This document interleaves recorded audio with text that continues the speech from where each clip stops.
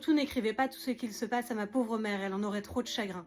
C'est ce que Édouard demande à sa femme Margot dans sa première lettre suite à son emprisonnement, en 1943. Édouard, mon arrière-grand-père, a écrit tout ce qui se passait dans sa vie dans des carnets et on suit ensemble ses aventures, donc en ce moment, en 1943. Aujourd'hui, on va lire la lettre qu'Édouard a envoyée juste après son arrivée en prison à Margot pour à la fois lui raconter ce qui se passe et à la fois lui donner les consignes pour qu'elle puisse s'occuper du domaine. Dimanche 23 mai au soir, Romo, prison. Ma pauvre chérie, merci 1000 fois du colis remis ce matin par la Croix-Rouge.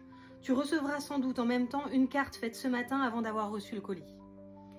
Ne m'envoie donc que les choses suivantes. Depuis 17h, j'ai ton colis, je raye donc ce que j'ai déjà. Je vais pas vous lire ce qui est rayé.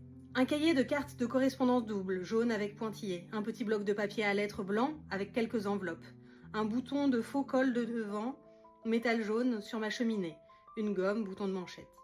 Mes lunettes me manquent beaucoup pour écrire. Pour la nourriture, 2 fois par semaine, envoie si tu peux, fromage, du sel, sucre, œufs, et assez de pain. N'envoie rien avant 4 jours. Je suis seule, dans pièce propre, soldat allemand très correct et bien. Suis-je ici pour quelques jours ou pour plus longtemps ? Je l'ignore. J'ai avoué la vérité, avoir autorisé la prise de gibier pour en manger chez moi. La loi allemande punit cela. Je ne puis donc rien dire que pour la durée de mon séjour forcé ici ou à Blois.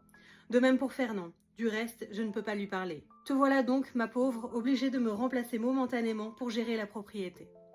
Donner des ordres, payer les ouvriers, ce sera dur. Je vais essayer de te guider de loin.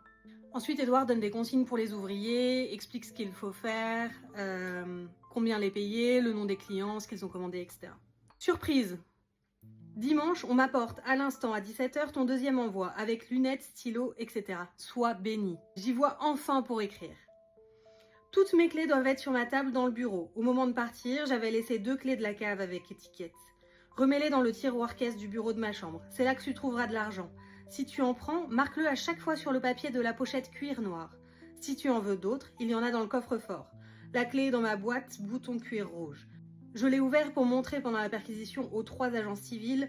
J'ai du mal à brouiller la combinaison. Okay, là, on se dit qu'il a vraiment aucun instinct de survie pour écrire ça dans une lettre qui va probablement être lue par les Allemands.